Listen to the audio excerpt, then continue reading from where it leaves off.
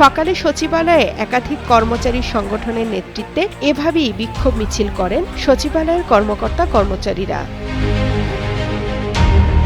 সচিবালয় বাদামতলা চত্বর থেকে বিক্ষোভ মিছিল শুরু করেন সচিবালয় কর্মকর্তা-কর্মচারী সংযুক্ত পরিষদ। বিদ্যমান চাকুরি আইন ২০১৮ পরিবর্তন করে ১৯৭৯ সালের বিশেষ অধ্যাদেশের কিছু নিবর্তনমূলক ধারা সংযোজন করে সরকারি চাকুরি আইন সংশোধন অধ্যাদেশ ২০২৫ উপদেষ্টা পরিষদের সভায় অনুমোদনের প্রতিবাদে মিছিল ও প্রতিবাদ সভা করেন তারা।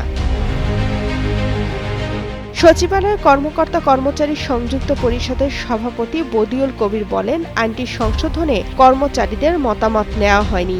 এই আইনের কারণে আতঙ্ক ও ভীতি ছড়িয়েছে। তাছাড়া ছুটি নিয়ে অনুপস্থিত থাকলেও চাকরিচ্যুত হওয়ার সম্ভাবনা রয়েছে।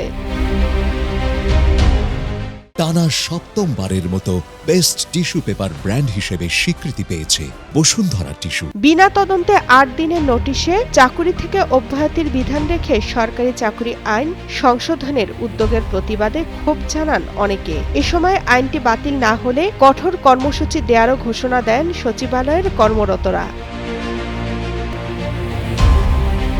এর আগে সরকারি চাকরি সংশোধন অধ্যাদেশ ২০২৫ এর খসড়া অনুমোদন দিয়েছেন অন্তর্বর্তী সরকারের উপদেষ্টা পরিষদ।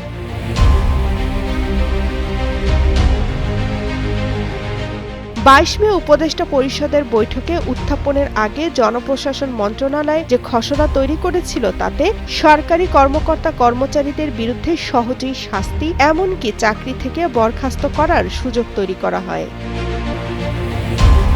তামান্না তাহসিন খান, কালের কণ্ঠ।